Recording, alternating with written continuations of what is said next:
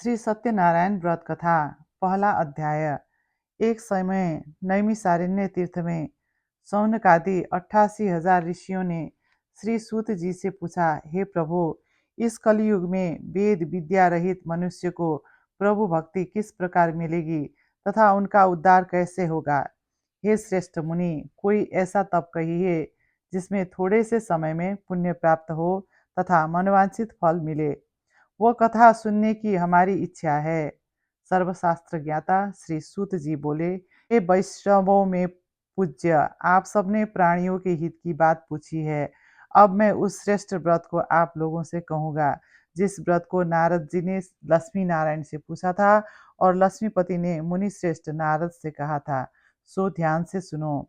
एक समय योगीराज नारद जी दूसरों के हित की इच्छा से अनेक लोकों में घूमते हुए मृत्युलोक में आ पहुंचे। यहाँ अनेक योनियों में जन्मे हुए प्राय सभी मनुष्यों को अपने कर्मों के द्वारा अनेकों दुखों से पीड़ित देखकर सोचा, किसी यत्न के करने से निश्चय ही दुखों का नाश हो सकेगा।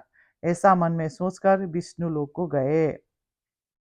वहां श्वेत वर्ण और 4 भुजाओं वाले देवों के इस नारायण को, जिनके हाथ में शंख चक्र गदा और पद्म थे तथा वरमाला पहने हुए थे, उन्हें देखकर स्तुति करने लगे। हे भगवान, आप अत्यंत शक्ति से संपन्न है। मन तथा वाणी से आपको कोई नहीं पा सकता। आप आपका आदि मध्य अंत नहीं है। निर्गुण स्वरूप सृष्टि के कारण भक्तों के दुखों को नष्ट करने वाले हो, आपको नमस्कार है। नारद जी से इस प्रकार की स्तुति सुनकर विष्णु भगवान बोले कि हे मुनिश्रेष्ठ, आपके मन में क्या है? आपका किस काम के लिए आगमन हुआ है? निसंकोच कहो। तब नारद जी बोले, मृत्युलोक में सभी मनुष्य जो अनेक योनियों में पैदा हुए हैं, अपने अपने कर्मों के द्वारा अनेक प्रकार के दुखों से दुखी हो रहे हैं। हे नाथ, मुझ पर दया रखते हो तो बताइए कि उन मनुष्यों के सभी दुख थोड़े से ही प्रयत्न से कैसे दूर हो सकता है। श्री भगवान बोले, हे नारद, मनुष्य की भलाई के लिए तुमने बहुत अच्छी बात पूछी है। जिस काम के करने से मनुष्य मोह से छूट जाता है, वह मैं कहता हूँ, सुनो। बहुत पुण्य देने वाला, स्वर्ग तथा मृत्यु लोक दोनों से दुर्लभ एक उत्तम व्रत है। आज मैं प्रेम वश होकर तुमसे कहता हूँ। सत्यनारायण का यह व्रत अच्छी तरह विधि पूर्वक करके मनुष्य तुरंत ही यहाँ सुख भोग कर मरने पर मोक्ष को प्राप्त होता है।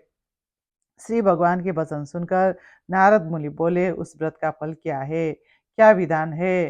किसने यह व्रत किया है और किस दिन यह व्रत करना चाहिए? विस्तार से कहो। भगवान बोले, दुख शोक आदि को दूर करने वाला तथा धन धान्य को बढ़ाने वाला, सौभाग्य तथा संतान को प्राप्त कराने वाला, यह व्रत सब स्थानों में विजयी करने वाला है। भक्ति और श्रद्धा के साथ किसी भी दिन मनुष्य श्री सत्यनारायण की शाम के समय ब्राह्मणों एवं बंधुओं के साथ धर्मपरायण होकर पूजा करें। भक्ति भाव से नैवेद्य केले का फल, घी, दूध और गेहूं का चूर्ण सवाया लेवे। गेहूं के अभाव में साठी का चूर्ण, शक्कर तथा गुड़ ले और सब भक्ष्य योग्य पदार्थ जमा करके भगवान को अर्पण करे तथा बंधुओं सहित ब्राह्मणों को भोजन करावे। पश्चात स्वयं भोजन करे। नृत्य गीत आदि का आचरण कर सत्यनारायण भगवान का स्मरण करते हुए समय व्यतीत करें। इस तरह व्रत करने पर मनुष्यों की इच्छा निश्चय पूर्ण होती है। विशेषकर कली काल में मृत्युलोक में यही मोक्ष का सरल उपाय है। इति श्री नारायण व्रत कथा का प्रथम अध्याय संपूर्ण। दूसरा अध्याय। सूत जी बोले, ऋषियों, जिसने पहले समय में इस व्रत को किया है उसका इतिहास कहता हूँ, ध्यान से सुनो। सुंदर काशीपुरी नगरी में एक अत्यंत निर्धन ब्राह्मण रहता था। वह भूख और प्यास से बेचैन हुआ नित्य पृथ्वी पर घूमता था। ब्राह्मणों से प्रेम करने वाला भगवान ने ब्राह्मणों को दुखी देखकर बूढ़े ब्राह्मण का रूप धर उसके पास जा आदर के साथ पूछा, हे विप्र, नित्य दुखी हुआ पृथ्वी पर क्यों घूमता है? श्रेष्ठ ब्राह्मण, यह सब मुझसे कहो, मैं सुनना चाहता हूँ। ब्राह्मण बोला, मैं निर्धन हूँ, भिक्षा के लिए पृथ्वी पर फिरता हूँ। हे भगवान, यदि आप इसका उपाय जानते हो तो कृपा कर कहो। वृद्ध ब्राह्मण बोला कि सत्यनारायण भगवान मनवांछित फल देने वाला है, इसलिए हे ब्राह्मण, तू उनका पूजन कर, जिसके करने से मनुष्य सब दुखों से मुक्त होता है। ब्राह्मण को व्रत का सारा विधान बतलाकर बूढ़े लकड़हार का रूप धारण करने वाले श्री सत्यनारायण भगवान अंतर्ध्यान हो गए। जिस व्रत को वृद्ध ब्राह्मण ने बतलाया, मैं उसको करूंगा, यह निश्चय करने पर उसे रात में नींद नहीं आई। वह सवेरे उठ सत्यनारायण के व्रत का निश्चय कर भिक्षा के लिए चला। उस दिन उसको भिक्षा में बहुत धन मिला, जिससे बंधु बांधवों के साथ उसने सत्यनारायण का व्रत किया। इसके करने से वह विप्र सब दुखों से छूटकर अनेक प्रकार की संपत्तियों से युक्त हुआ। उस समय से वह विप्र हर मास व्रत करने लगा।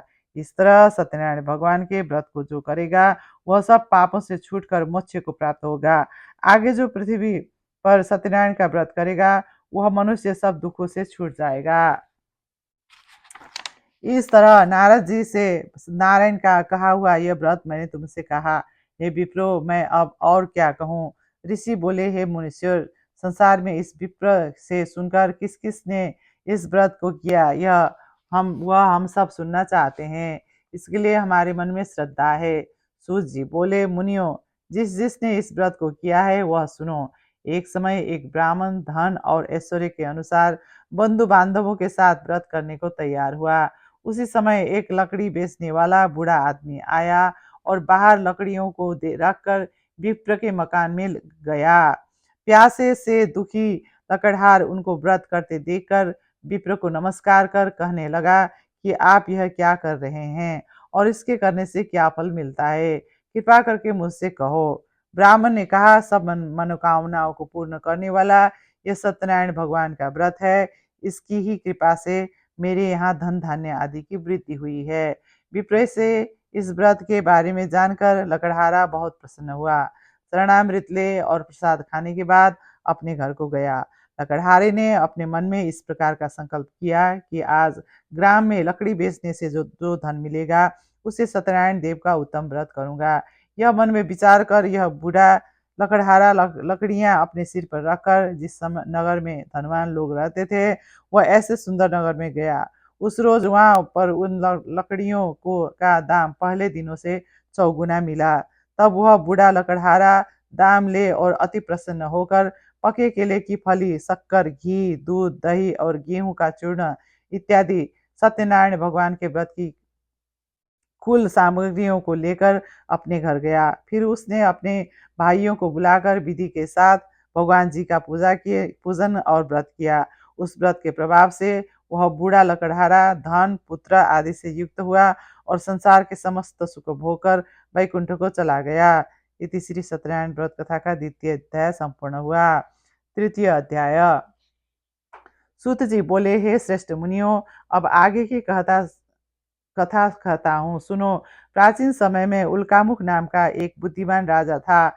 वह सत्यवक्ता और जितेंद्रिय था। प्रतिदिन देव स्थानों पर जाता तथा गरीबों को धन देकर उनके कष्ट दूर करता था। उनकी पत्नी कमल के समान मुख वाली और सती साध्वी थी।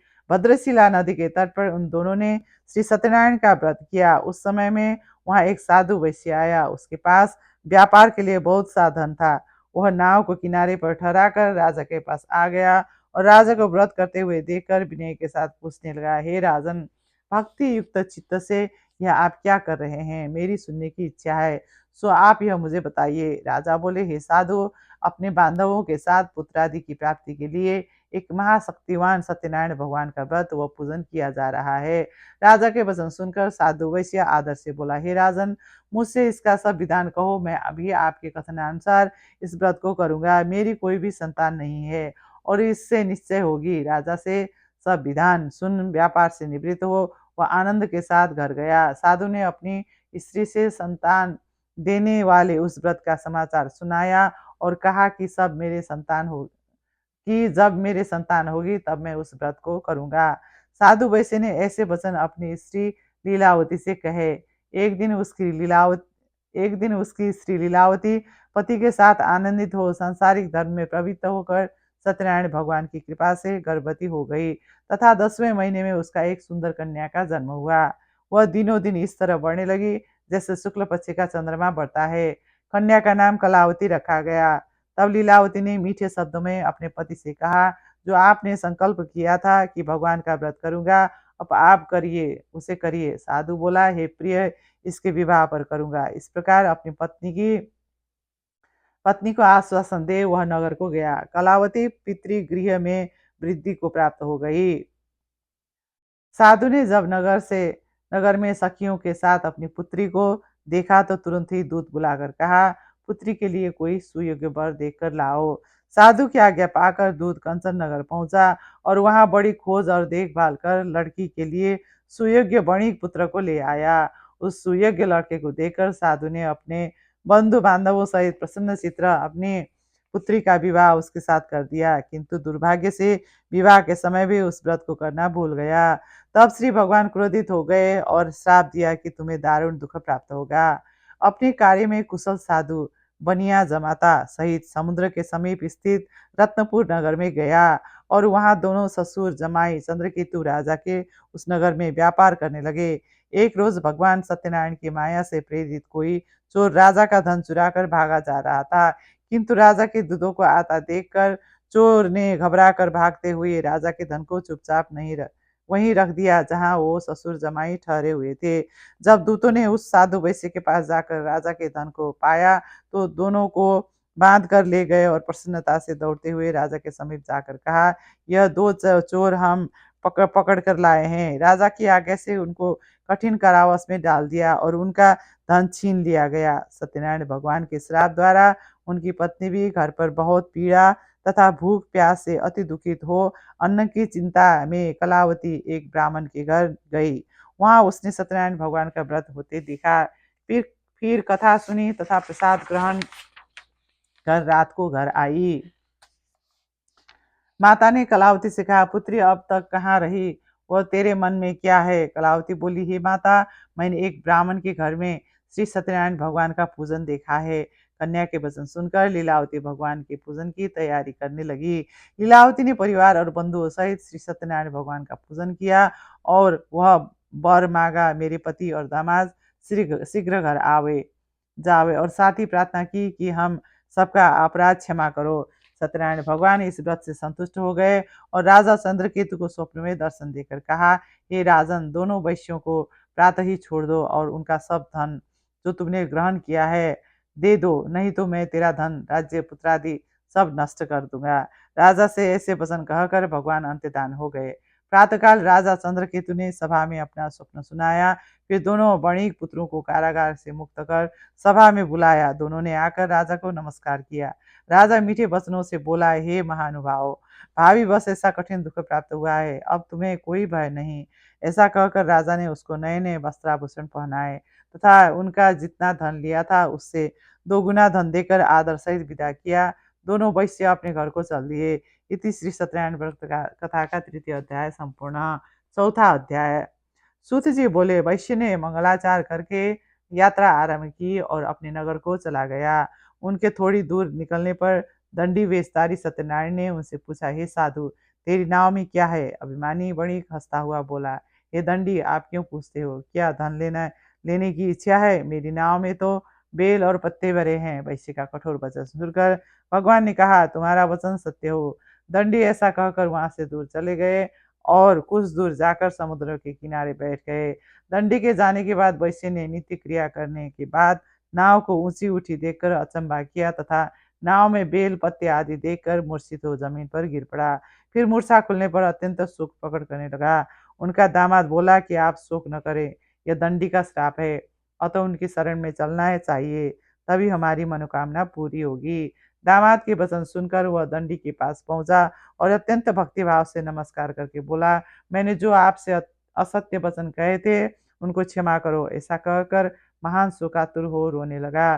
तब दंडी भगवान बोले, हे वणिक पुत्र, मेरी आज्ञा से बार बार तुम्हें दुख प्राप्त हुआ है, तू मेरी पूजा से विमुख हुआ। साधु बोला, हे भगवान, आपकी माया से ब्रह्मा आदि भी आपके रूप को नहीं जानते, तब मैं अज्ञानी कैसे जान सकता हूँ? आप प्रसन्न होइए, मैं सामर्थ्य के अनुसार आपकी पूजा करूंगा। मेरी रक्षा करो और पले के समान नौका में धन भर दो।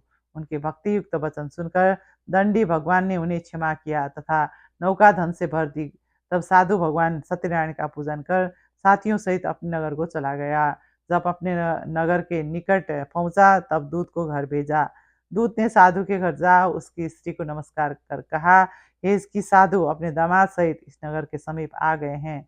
ऐसा वचन सुन साधु की स्त्री ने बड़े हर्ष के साथ सत्यदेव का पूजन करती पुत्री से कहा, मैं अपने पति के दर्शन को जाती हूँ, तू कार्य पूर्ण कर, शीघ्र आ।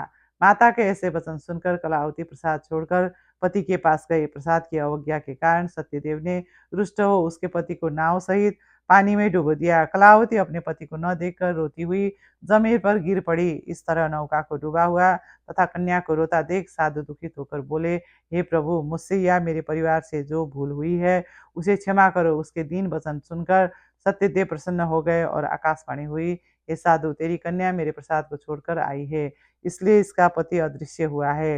यदि वो जाकर प्रसाद खाकर लौटे तो इसे पति अवश्य मिलेगा। ऐसी आकाशवाणी सुनकर कलावती ने घर पहुंचकर प्रसाद खाया, फिर आकर पति के दर्शन किए। तत्पश्चात साधु ने बंधु बांधवों सहित सत्यदेव का विधि पूर्वक पूजन किया। इस लोक का सुख भोग कर अंत में स्वर्गलोक को गया। इति श्री सत्यनारायण व्रत कथा का चतुर्थ अध्याय संपूर्ण। पांचवा अध्याय। सूत जी बोले, हे ऋषियों, मैं और भी कथा कहता हूँ, सुनो। प्रजापालन में लीन तुंगध्वज नाम का एक राजा था। उसने भी भगवान का प्रसाद त्याग कर बहुत दुख पाया।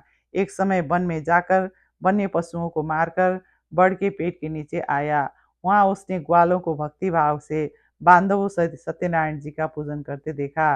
राजा देखकर भी अभिमान बस वहां नहीं गया और न नमस्कार किया। जब ग्वालों ने भगवान का प्रसाद उसके सामने रखा तो वो प्रसाद को त्याग कर अपनी नगरी को चला गया। वहां उसने अपना सब कुछ नष्ट पाया तो वह जान गया कि यह सब भगवान ने किया। तब वह विश्वास कर ग्वालों के समीप गया और विधि पूर्वक पूजन कर प्रसाद खाया तो सत्यदेव की कृपा से पहले जैसा था सब वैसा ही हो गया। फिर दीर्घ काल तक सुख भोग कर मरने पर स्वर्गलोक को गया। जो मनुष्य इस परम दुर्लभ व्रत को करेगा, भगवान की कृपा से उसे धन धान्य की प्राप्ति होगी। निर्धन धनी और बंदी बंधन से मुक्त होकर निर्भय हो जाता है। संतानहीनों को संतान प्राप्ति होती है तथा सब मनोरथ पूर्ण होकर अंत में वैकुंठ को जाता है। जिन्होंने पहले इस व्रत को किया, अब उसके दूसरे जन्म की कथा कहता हूँ। वृद्ध सतानंद ब्राह्मण ने सुदामा का जन्म लेकर मोक्ष को पाया। उल्कामुख नाम का राजा दशरथ होकर वैकुंठ को प्राप्त हुआ।